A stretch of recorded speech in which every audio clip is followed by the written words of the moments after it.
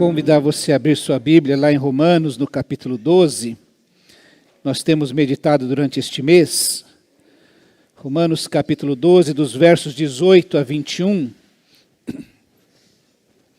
Lembrando que nós estamos falando sobre saúde para a alma, em busca de uma espiritualidade saudável, em busca de um relacionamento com Deus que seja prazeroso, que manifeste de fato a vida abundante que é prometida por Jesus.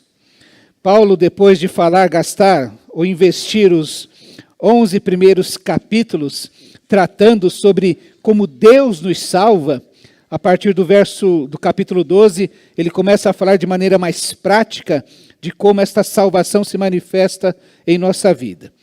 E nos versos 18 a 21 do capítulo 12, ele diz assim: se possível, vou ler na versão impressa, façam todo o possível para viver em paz com todos. Amados, nunca procurem vingar-se, mas deixem com Deus a ira, pois está escrito: minha é a vingança, eu retribuirei, diz o Senhor. Ao contrário, se o seu inimigo tiver fome, dê-lhe de comer. Se tiver sede, dê-lhe de beber. Fazendo isso, você amontoará brasas vivas sobre a cabeça dele. Não se deixem vencer pelo mal, mas vençam o mal com o bem. Nesse trecho dos versículos 9 até o 21, nós aprendemos que quando nós colocamos o nosso amor em Deus, encontramos sentido para a vida. E à medida que nós somos capazes de amar a Deus acima de tudo, nosso amor se torna sincero, dedicado e zeloso. Isso foi o que ele falou sobre o amor. A seguir ele fala sobre a esperança. Quando colocamos a nossa esperança em Cristo, desfrutamos da sua alegria em nosso coração. E à medida que somos capazes de nos alegrar na esperança, como ele fala, nós nos tornamos pessoas perseverantes, solidários, longânimos e maduros. E domingo passado nós vimos a respeito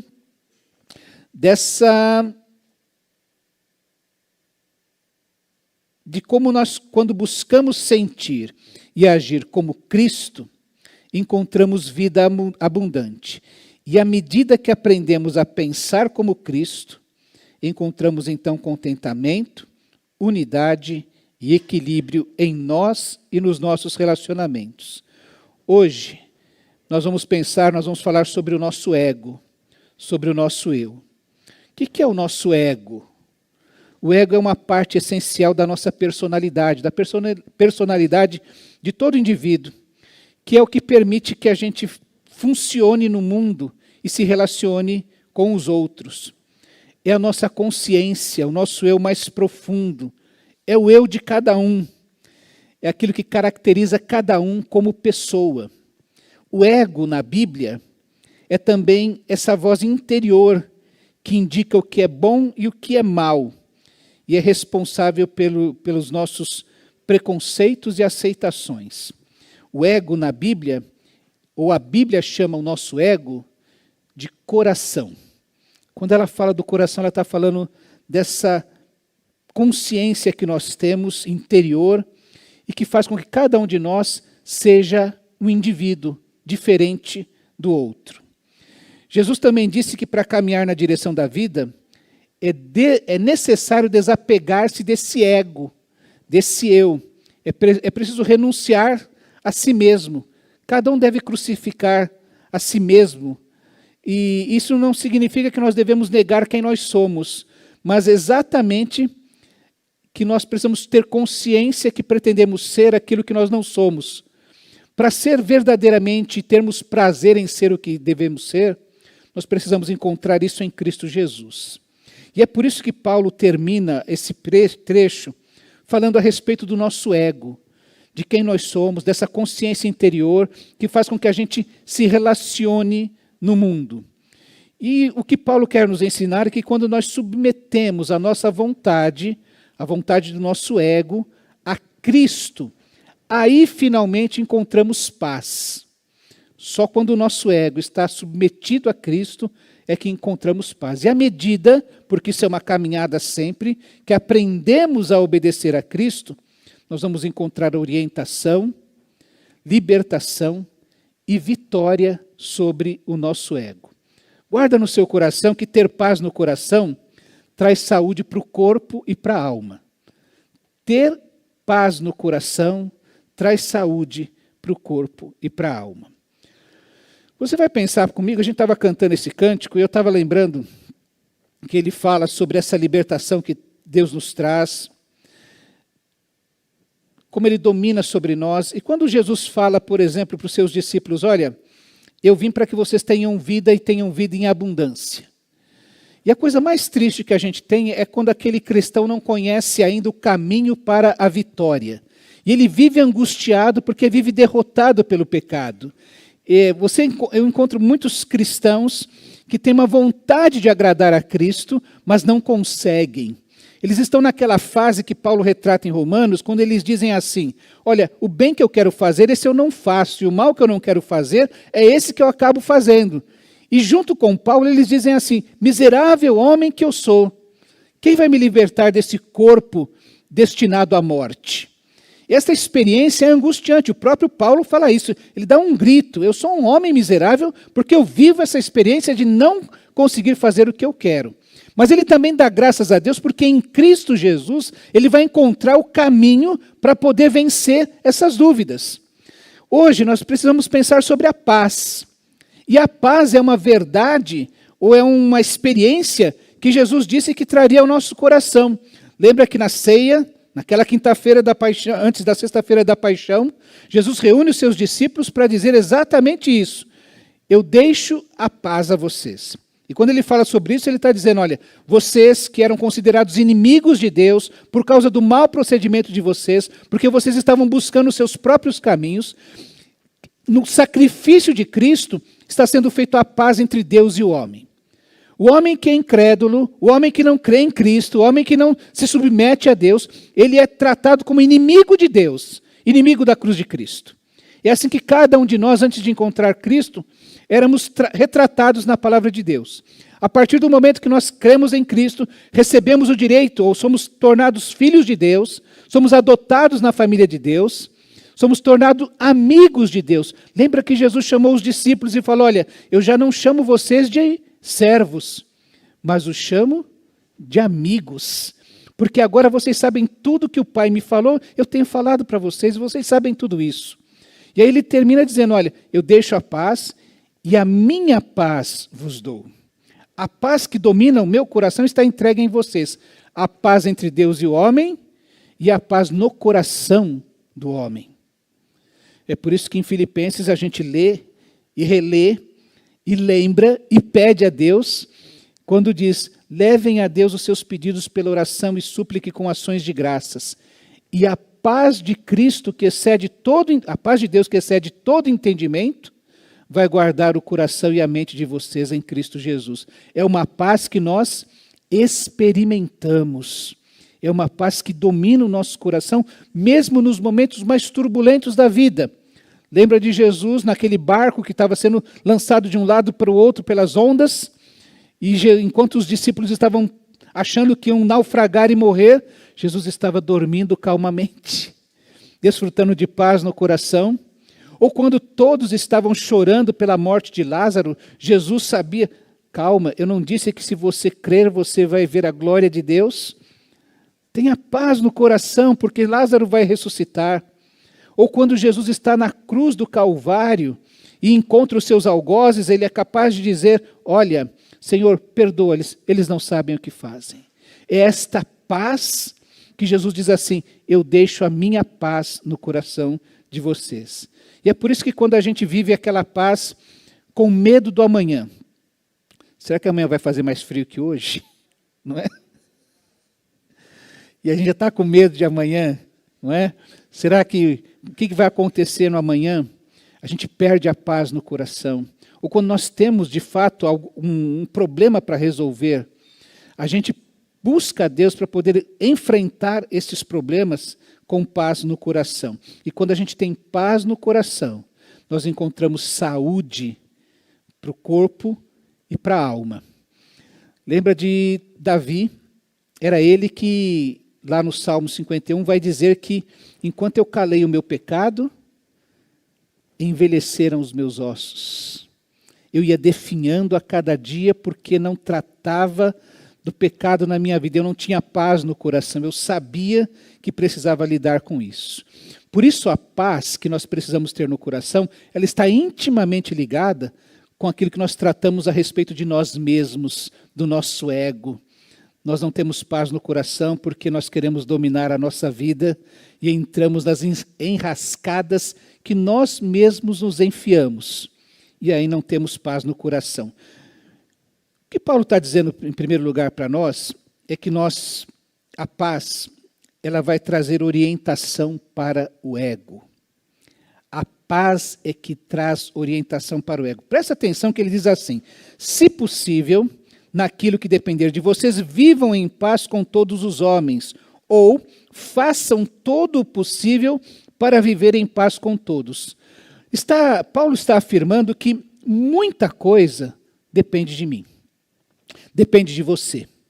É você que precisa fazer o possível para viver em paz com todos. Decisões dependem de mim. Se eu vou responder na mesma moeda, se eu vou levantar a voz, se eu vou partir para bater, para a violência, isso depende de nós. Não podemos depois dizer assim, que o diabo, a gente fala, coitado do diabo, né? Tudo nas costas dele. E na realidade isso tem a ver conosco, com o nosso ego, com a nossa personalidade, com o nosso coração, que não consegue perceber isso. Você lembra de Filipenses 4, de 8 a 11, Paulo dizendo, olha, tudo que for bom, tudo que for honesto, tudo que for de boa fama. Ele fala várias coisas, se há algum louvor nisso, é nisso que você deve pensar, é com isso que você deve encher a sua mente. Tá? Então, a primeira orientação para o ego é que muita coisa depende de mim e de você. São as decisões que nós tomamos. Eu preciso, nesse sentido, então, conhecer o meu eu. Eu gosto do salmista, quando ele diz assim, por que estás abatida, ó minha alma, dentro de mim? É eu falando de mim comigo mesmo, não é? Eu acho lindo esses três eus conversando entre si, fazendo uma análise. Eu percebo que há tristeza em mim e eu quero entender por que eu estou abatido. Os salmos revelam essa alma do ser humano. Nós precisamos compreender, então, quem é esse meu eu. Eu preciso conhecer o meu eu. Naquele tempo não existia o que a gente conhece hoje sobre os temperamentos. A Grécia Antiga conhecia, mas não como nós, eu e você, conhecemos os livros que falam sobre temperamento. E conhecer um pouco do meu eu é conhecer exatamente qual é o meu temperamento, para poder me aceitar, para poder ver as virtudes e os defeitos. Lembram que ser humilde não é pensar nem mais nem menos, mas pensar de maneira equilibrada a meu respeito, conhecer as minhas virtudes e os meus defeitos para poder trabalhar sobre isso.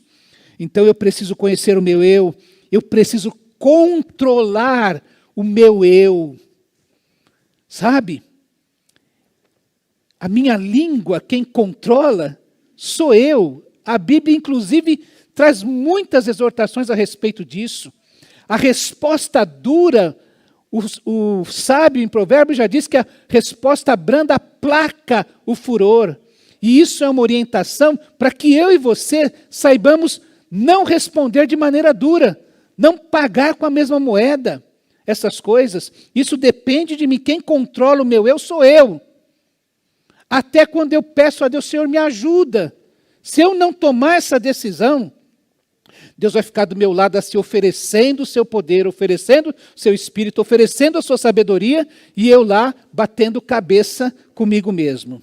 Eu preciso, inclusive, desenvolver estratégias para ajudar o meu eu, para evitar os gatilhos. Num primeiro momento, você sabe que a gente precisa evitar algumas pessoas e algumas circunstâncias, não é? Para a gente poder começar a se fortalecer. Quando a gente descobre quais são os nossos defeitos, e a gente começa a ficar assim mais claramente que quando a gente é exposto a eles, às circunstâncias dele, a gente está mais fragilizado, até porque sabe. Meus irmãos, existe uma sabedoria em você se afastar daquilo que faz você pecar. O apóstolo Paulo, quando fala para Timóteo, fala assim: Timóteo, foge das paixões da mocidade. Tem coisas que você não precisa enfrentar, mas das quais você precisa fugir, você precisa se afastar. E para evitar estes gatilhos no primeiro instante, quanto possível, façam todo o possível para viver em paz com todos, e por vezes nós precisamos aprender a evitar pessoas e situações para poder viver em paz. Você deve ter um parente ou algum conhecido que você sabe que você deve manter uma distância segura, não é? Você convive, mas numa distância segura, não deixa se envolver demais, porque senão você adoece com ele, senão ele vai causar prejuízo para a sua vida. Então você mantém, se precisar eu ajudo, mas eu evito, mantenho essa distância. É preciso tratar dos gatilhos, controlar esses gatilhos ao invés de ser controlado por eles. No primeiro instante eu evito, mas eu preciso crescer, a ponto de saber que isso não vai me dominar mais. É que nem a gente não pode sair na rua, que a gente tem que comprar alguma coisa para comer, não é? Acabou de almoçar, vai buscar não sei o que lá e acha lá alguma coisa que tem para comer. Tem gente que não consegue evitar isso. Então o que você faz no primeiro instante? Faz um caminho diferente, onde não vai passar naquela tentação. Mas vai chegar um momento que você precisa assim, ó, está aqui o dinheiro, eu tenho dinheiro para comprar, eu tenho vontade de comprar e eu sei que eu não quero, que eu não devo comprar. E eu vou passar em frente a essa loja e vou simplesmente não fazer isso. É quando você está dizendo assim: sou eu o dono, quem manda no meu dinheiro sou eu, quem manda nos meus desejos sou eu, quem manda na minha vontade sou eu, não são as coisas que mandam em mim. A gente precisa chegar num tempo desse momento, até que nós sejamos transformados, até que quando Paulo fala assim, façam todo o possível para viver em paz com todos, até aquela pessoa que te tira do sério, não vai mais tirar você do sério. Porque você agora é dominado por uma paz no coração. Lembram de Moisés? Moisés é aquele homem que num arrobo de ira, matou o egípcio que estava sendo injusto com um semelhante. Ele foi defender o hebreu e matou o homem. Esse homem que não dominou o seu temperamento, que não dominou a sua ira, é aquele homem que depois vai suportar um povo inteiro sendo injusto com ele e com Deus, reclamando 40 anos. E é este homem que perdeu a cabeça matando o egípcio, é o homem que é chamado de o homem mais manso que pisou na terra. Porque ele teve um coração transformado. A paz dominou o seu coração. Então, o primeiro momento que Paulo está nos ensinando é que nós precisamos receber essa orientação para o nosso ego. A paz é uma orientação para o ego. O ódio vai me dominar, a guerra vai me dominar, não é o caminho. A paz é uma orientação para o ego. Como também a paz traz libertação para o meu eu, para o meu ego. Veja que nos versos 19 em diante, ele diz assim: amados, nunca procurem vingar-se, mas deixem com Deus a ira, pois está escrito, minha é a vingança, eu retribuirei, diz o Senhor. Ao contrário, se o seu inimigo tiver fome, dele de comer, se tiver sede, dele de beber, fazendo isso você amontoará brasas vivas sobre a cabeça dele. Eu preciso entregar coisas ao Senhor, ao invés de procurar me vingar. Paulo está dizendo isso. O primeiro anseio nosso, a primeira resposta que nós temos é a vingança. Né? Chutou minha canela, eu chuto a sua. Bateu em mim, bateu, levou, né, como se diz. É o natural das pessoas. E quando a pessoa não reage assim, e fica subserviente ao abuso de outra, é porque ela está doente. Então sai naquele bateu, levou, e também aquele lá que não responde nada, que parece uma pessoa submetida a esse sofrimento, também está errado. Nós precisamos aprender a entregar coisas ao Senhor. Essa é uma experiência que a gente quer pensar no mês que vem, como essas experiências libertadoras nossas, que finalmente quebram as correntes e nós podemos partir para uma nova perspectiva. Eu preciso aprender a entregar coisas que eu preciso fazer ao Senhor. Eu preciso fazer alguma coisa com isso, mas eu preciso entregar ao Senhor. A primeira reação, não procurem vingar-se. Então, fez comigo, eu vou dar um jeito de dar o troco. E aí a Bíblia diz, não façam isso. Domingo passado nós aprendemos que nenhum mal vem pela bênção do Senhor. Se vai ser mal, não é do Senhor. Não tome o lugar do Senhor nesse sentido. Eu também preciso aprender a descansar no Senhor ao invés de maquinar o mal. Nós falávamos essa semana sobre a questão do perdão. Quantas vezes o perdão, você precisa perdoar uma pessoa que lhe fez algo, o mesmo problema que te volta à mente, que surge na sua mente como aquele gatilho. Você lembrou porque você viu aquela cor. Alguma coisa que te remete àquilo, e você de novo fala, eu já perdoei. Faz 10 anos que eu perdoei, mas hoje voltou à minha mente. E aí a pessoa nunca mais fez aquilo. Mas você precisa perdoar de novo. Para vencer o mal que está querendo se instalar no seu coração. Eu preciso aprender a descansar no Senhor ao invés de ficar maquinando o mal. Entregar estas coisas, isso significa não somente as coisas que eu tenho que fazer, mas também aquilo que vai tomar conta do meu pensamento. Repito, como Paulo fala aos Filipenses, pensem nessas coisas. Encham a cabeça de vocês destas coisas que são boas. E eu preciso também deixar o Senhor agir, ao invés de eu querer agir. De eu tomar a frente das coisas. De eu querer dizer como é que deve ser feito. Richard Foster tem uma frase muito interessante a respeito dessa entrega, que ele diz assim, quando você desejar muito uma coisa, muito, abra mão dela. Meus irmãos, há uma frase que diz que a gente precisa desconfiar das intenções do nosso coração. Por algumas coisas muito simples. Primeiro, porque o nosso coração é desesperadamente corrupto. Ele é um doente terminal, ele é um doente incurável. Tá? Ele vai desejar o mal, como Paulo falou, o bem que eu quero fazer eu não faço, é o mal que eu não quero fazer que eu acabo fazendo. Esse coração inclinado para o mal, desde a queda dos nossos pais. Então, a gente deve desconfiar das intenções do nosso coração, porque o nosso coração é desesperadamente corrupto. Já um teólogo reformado vai dizer que o nosso coração é uma fábrica de ídolos. E é por isso que quando eu desejo muito uma coisa, muito demais, aquilo está se tornando um ídolo. Provavelmente vai se tornar um ídolo no meu coração. Então ele diz assim, entrega ao Senhor. Fala, Senhor, eu não quero mais. Se tiver que ser meu, o Senhor traga e põe no meu colo. Eu não vou mover um dedinho para tomar isso, porque isso está tomando o meu coração. E eu preciso entregar isso ao Senhor, porque o meu eu precisa ser libertado exatamente dessas intenções, dessa fábrica de ídolos que pode tomar conta de mim. E a ira é um sentimento sempre presente como primeira reação nossa.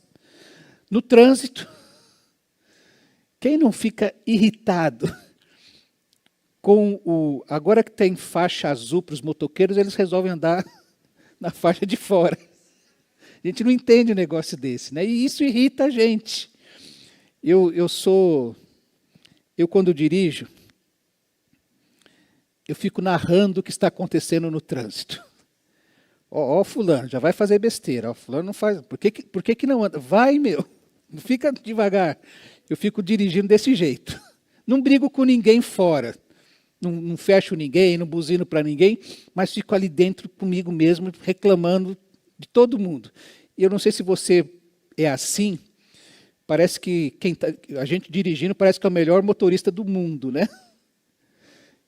Todo mundo está errado, só a gente que está certo. Mas no trânsito, o trânsito revela um pouco o nosso temperamento. Jogo de futebol.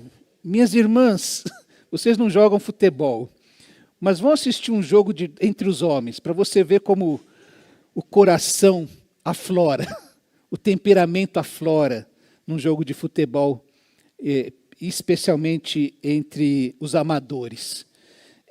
Às vezes fica pior do que entre os profissionais. É o nosso coração, é a nossa mente que precisa ser liberta disso.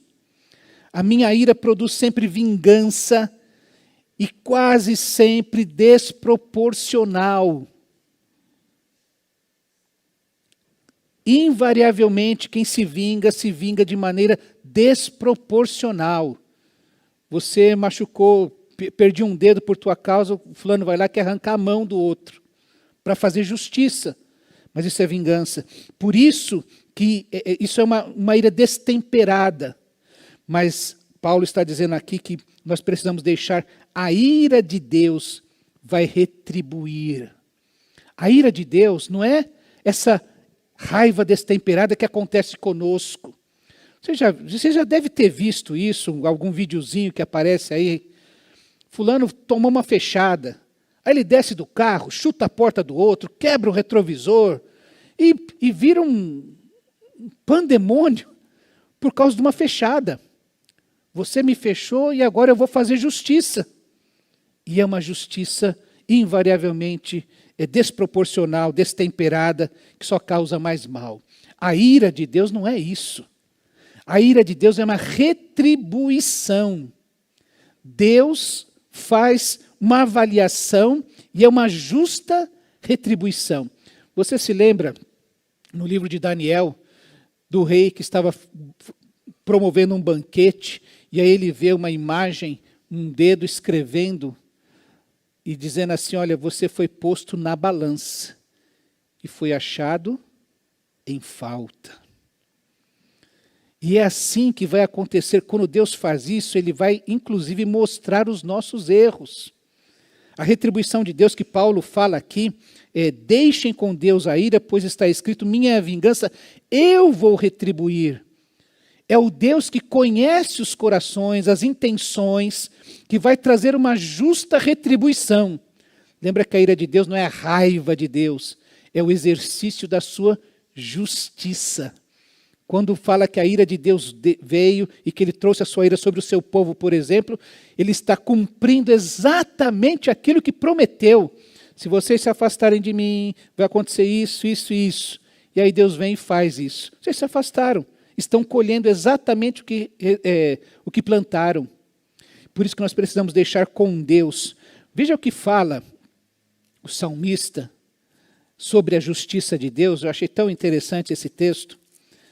E eu pensei no coração, falei, olha, futuramente eu quero estudar esse salmo com todo carinho, com toda tranquilidade. Do Salmo 7, do verso 11 a 16, diz assim a respeito de Deus. Deus é um juiz justo, um Deus que manifesta cada dia o seu furor. Se o homem não se arrepende, Deus afia a sua espada, arma o seu arco e o aponta, prepara as suas armas mortais e faz de suas setas flechas flamejantes. Quem gera maldade, concebe sofrimento e dá à luz a desilusão. Quem cava um buraco e o aprofunda cairá nessa armadilha que fez. Sua maldade se voltará contra ele, sua violência cairá sobre a sua própria cabeça. O Deus que é justo, que traz a sua ira sobre as pessoas, e não é assim, a gente não fica feliz quando você está assistindo um filme em que o perseguidor, o maldoso, persegue, arma contra o mocinho do filme, e aí no final das contas, todo o mal que ele planejou, se reverte contra ele, a gente não fica feliz, olha que bem feito, a gente fala, não fala? No coração, fulano quebrou a cara sozinho, não é? E o salmista está dizendo exatamente que quem gera maldade, concebe sofrimento e dá à luz a desilusão, quem cava um buraco e o aprofunda, cairá nessa armadilha que fez. Sua maldade se voltará contra ele, sua violência cairá sobre a sua própria cabeça. Se você tentar fazer isso, vai dar errado. Mas se você entregar isso nas mãos de Deus, Deus vai fazer com que o perseguidor caia na sua própria armadilha, que a sua maldade planejada caia sobre si mesmo. Mas é Deus que faz isso. Não sou eu. Não são as minhas maquinações. Isso Deus só pode fazer se eu também sair do caminho. Se eu ficar tentando fazer as coisas, por isso que nós precisamos nos libertar do nosso eu, para deixar Deus fazer as coisas. Por fim, nós precisamos vivenciar uma vitória sobre o eu. Veja que tudo que foi dito no capítulo 12, nesses versículos que nós estamos pensando neste mês, é para que a gente não seja vencido pelo mal. Eu lembro de uma pessoa que precisava fazer as pazes com outra. Precisava acertar o seu relacionamento com outra pessoa. E às vezes, como nós aprendemos hoje, existem coisas que... existe orientação para o nosso eu. Tem coisas que a gente tem que fazer, praticar. Então, essa pessoa procurou a outra pessoa com quem ela estava tendo um relacionamento meio que quebrado, e foi lá e falou, olha, eu vim aqui pedir perdão para você. Tá? Porque a Bíblia diz que quando a gente pede perdão, a gente amontoa brasas na cabeça do outro. Então, eu estou fazendo a minha parte. Eu vim pedir perdão, e agora é Deus que vai colocar brasa na sua cabeça. Essa atitude é quase uma vingança. A pessoa que assim, olha, eu vim aqui pedir perdão, mas eu estou pedindo a Deus, assim, torcendo para Deus derramar assim, um balde de brasa na sua cabeça. Ela não queria tratar do relacionamento, ela queria que o outro sofresse. E o que tanto o sábio em Provérbios está dizendo, como Paulo está repetindo aqui em Romanos, é que a gente faz isso para não ser vencido pelo mal. Presta atenção no versículo 21. Não se deixe vencer pelo mal. Se você não faz isso, se você começa a querer se vingar do outro, mesmo que seja, olha como o diabo é sórdido. Eu vou me vingar de você pedindo perdão. Olha como distorce o raciocínio daquilo que a Bíblia está ensinando. Eu peço perdão a você. Isso eu aprendi recentemente, achei lindo isso. Depois vocês procurem, quem quiser saber onde eu vi isso, me procure em particular, tá? Mas alguém chegou e falou assim, mas eu acho que se eu pedir perdão para ele, ele não vai me perdoar. Eu sei que eu estou errado, eu estou arrependido, realmente eu sei que errei, mas se eu for pedir perdão para ele, ele não vai me perdoar. Aí a pessoa respondeu assim, a gente pede perdão para se arrepender, não para ser perdoado. Eu errei, então eu vou pedir perdão. O que vai acontecer depois não é mais... Eu peço perdão porque eu estou arrependido, não porque você tem que me perdoar agora. Agora que eu perdoei, tem gente que para acertar relacionamento não consegue acertar, porque vai lá exigindo o perdão do outro. O perdão é algo que o outro concede se desejar ou não. O nosso Deus sempre nos concede, porque Ele é um Deus gracioso. Nós temos um pouco mais de dificuldades de perdoar. Temos que aprender, nos libertar do nosso eu, para poder aprender a perdoar como o Senhor. É por isso que Ele está ensinando estas coisas, para que o mal não domine o nosso coração. Se você não é capaz de fazer isso, significa que o mal está dominando o seu coração. E eu preciso experimentar essa libertação do mal que domina em meu coração. Você lembra do apóstolo Paulo, como Lucas o descreve no início do capítulo 8, capítulo 9 de Atos? Ele era alguém que respirava ameaças de morte. Ele era um homem horrível, terrível, maldoso. Arrastava homens e mulheres nas cadeias, votava pela morte das pessoas, autorizou a morte de Estevão.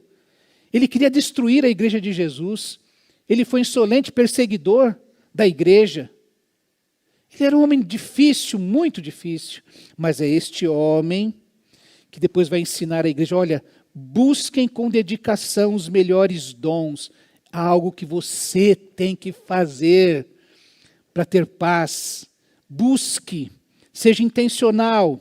E ele começa a dizer assim: passo agora a mostrar a vocês um caminho ainda mais excelente. O caminho mais excelente é o amor, não é a vingança. Não é querer retribuir do meu jeito. Paulo ensina isso a respeito dessa modificação do seu eu. Eu preciso experimentar a vitória do bem na minha vida. Primeiro me libertar do mal.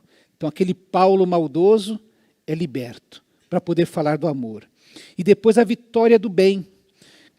Domingo passado nós lembramos muito de Epafrodito, mas hoje eu quero lembrar de Timóteo, que Paulo registra no mesmo momento que fala de Epafrodito, lá em Filipenses. Não tenho ninguém que como ele tenha sincero cuidado de vocês, pois todos buscam seus próprios interesses, não os de Jesus Cristo. Chegou um tempo na vida de Paulo que Paulo não queria mais acabar com a igreja de Jesus. Agora o maior interesse dele era falar de Cristo. Que Cristo fosse conhecido de todas as pessoas. É por isso que quando ele está partindo já nos últimos anos do seu ministério, quando ele chama os presbíteros de Éfeso, ele fala assim: eu não tenho a minha vida por preciosa, conquanto que eu cumpra o ministério que recebi do Senhor Jesus. Agora o mais importante é ser obediente a Cristo. E ele tinha um interesse pelos outros. Eu preciso levar este evangelho a outras pessoas. E Timóteo era alguém que aprendeu com ele, que viveu com ele, esse sincero interesse pelo bem alheio. Olha, irmãos de Filipos, eu estou mandando Timóteo, porque eu não conheço ninguém que, como eu, pense no bem de vocês. Então estou mandando ele para falar com vocês, para cuidar de vocês. Um pouco mais ele fala ainda: vocês, porém, sabem que Timóteo foi aprovado porque serviu comigo no trabalho do evangelho como um filho ao lado do pai. A sinceridade de Timóteo foi forjada no serviço. Eu comecei falando que a gente não basta ser igreja, tem que participar. E como é que a gente consegue confiar um no outro, consegue conhecer um ao outro? No trabalho, no serviço. É assim que você descobre a sinceridade, o compromisso, o amor que a pessoa tem por Jesus. E Paulo fala sobre isso. O bem venceu. Aquele Paulo agora reproduz o bem na vida de outras pessoas. E eu preciso finalmente, meus irmãos, experimentar o controle do Espírito. Como nós dissemos, Jeremias fala sobre aquele coração. O coração é mais enganoso que qualquer outra coisa e a sua doença é incurável. Quem é capaz de conhecê-lo? E aí Jeremias diz: eu sou o Senhor que sonda o coração e examina a mente, para recompensar cada um de acordo com a sua conduta, de acordo com as suas obras. É por isso que o nosso Deus é quem retribui, porque é Ele que é capaz de sondar o coração, o nosso coração doente, incurável, e recompensar de acordo com a sua conduta, com as suas obras, porque Ele conhece a minha mente e o meu coração, a sua mente e o seu coração. Nem o marido, nem a mulher conhece o coração do cônjuge. De vez em quando o seu cônjuge te surpreende. De vez em quando seu filho, sua filha te surpreende. Ou de vez em quando seus pais te surpreendem. Porque você fala: nossa, não pensei que fosse assim. Ou você descobre algo novo. Mas você está pensando desta maneira? Só quem conhece o nosso coração é Deus. E é por isso que é Ele que consegue operar em nós aquilo que Ele vai chamar de novo nascimento. Esse coração desesperadamente corrupto, que estava dominado pelo mal, passa a vencer o mal e a produzir o bem. Como aconteceu com esses personagens que nós comentamos. Porque o Senhor retribui, sonda os corações. Essa é a oração do salmista: Senhor, sonda o meu coração, conhece os meus pensamentos, vê se há em mim algum caminho mau, e então me guia pelo caminho eterno. É essa oração que deve haver em nosso coração. Nós precisamos compreender então que o nosso ego precisa ser dominado, trabalhado, transformado por Cristo Jesus. Quando nós submetemos a nossa vontade a Cristo, nós encontramos paz. Enquanto eu quiser dominar as coisas, quiser me vingar, eu não vou ter paz no coração. Você lembra da história do Batman? Batman parece que é um personagem que vive atormentado pelo passado. Por mais que ele lute contra o mal, ele jamais consegue vencer o mal, jamais consegue limpar Gotham das maldades que existem. E ele vive angustiado porque ele não consegue fazer nada que finalmente o liberte do desejo de vingança. Ele vive numa cidade sombria, sempre escuro, porque é assim que é a sua vida. O sábio diz que aquele que teme ao Senhor é como a luz da aurora, que vai brilhando cada vez mais, até se tornar dia perfeito. A luz vai tirando as trevas desse caminho. Então, quando nós submetemos a nossa vontade a Cristo, nós finalmente encontramos paz. Não temos mais conflito contra o outro, nem com o nosso temperamento. Essa semana eu encontrei com o meu pastor, tivemos um tempinho juntos. E ele me falou assim, eu sou colérico. Eu falei, nossa, eu conheço o homem há 40 anos e descobri que ele tem um temperamento colérico agora. Mas Jesus o transformou. Então, meus irmãos, à medida, nós inclusive fazemos as pazes com o nosso temperamento. Já viu gente assim? Eu sou colérico, eu queria tanto ser um fleumático, ser mais tranquilo, né? Eu gosto muito dos sanguíneos. Onde eles chegam, eles fazem a festa, eles são tão legais, não é? Todo mundo gosta de estar ao lado de um sanguíneo. Mas eu não sou sanguíneo. Eu tenho que aceitar o meu temperamento. Então é só quando entregamos a nossa vontade, ou submetemos a nossa vontade a Cristo, que nós encontramos paz. Finalmente, com o nosso próprio eu, com o próximo. Eu não quero mais me vingar do próximo. Sabe? Você está nas mãos de Deus. Isso aí já é um problema enorme. Você está nas mãos de Deus. Não é mais um problema meu. Eu faço as pazes com o mundo. Eu estou liberto do mal que existia em meu coração. A gente não tem mais conflito com quem manda na gente. Eu aprendi a submeter o meu eu a Cristo. Então não tem mais conflito no coração.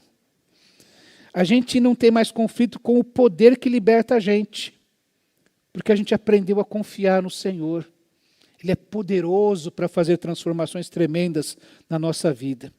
E finalmente a gente não tem mais conflito conosco mesmos. A gente é feliz em ser submisso a Jesus. Já encontrou alguém assim? Que ele simplesmente se entregou a Jesus? São essas pessoas que inspiram a gente. São essas pessoas que experimentaram a completa rendição a Cristo, que inspiram a vida da gente. A gente encontra na vida dele e fala assim, nossa, é possível isso.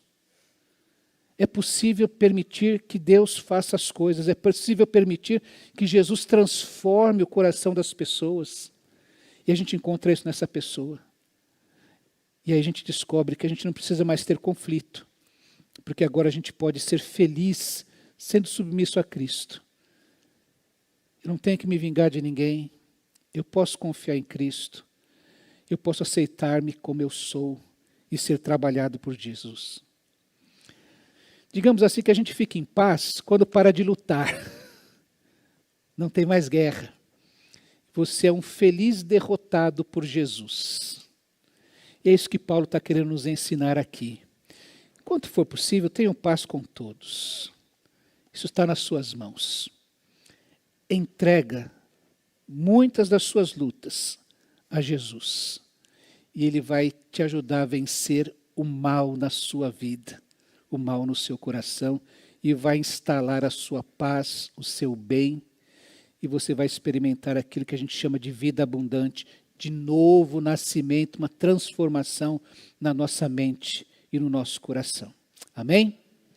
Quero convidar você a orar, porque nestes dias nós pensamos sobre saúde para nossa alma, ter uma espiritualidade saudável. Falamos do amor, da alegria, da humildade e da paz que Jesus quer trazer no nosso coração. Conhece alguém que vive, que não se sente amado, que não tem alegria na sua vida, que está assim na beira da depressão, porque não tem alegria no coração? Gente que é dominado pelo ego e não consegue se entregar a Jesus, não é humilde, e que não desfruta, não goza de paz. Jesus traz tudo isso para a nossa vida. Ele é aquilo que pode, o fator que traz todas essas, vou chamar de vitaminas, que tornam a nossa espiritualidade saudável, robusta, em condições de enfrentar tudo da maneira correta, de uma maneira que venha glorificar a Deus. Quero convidar você a falar: Senhor, eu preciso deste amor, desta alegria, desta humildade e desta paz em meu coração e na minha vida. Vamos falar com o Senhor Jesus.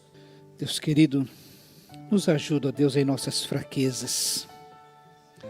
Nós te pedimos, ó Deus, que a tua salvação que nos alcançou se manifeste, ó Deus, em todas as suas dimensões e domine, ó Deus, todas as áreas da nossa vida e alcance o mais profundo do nosso coração.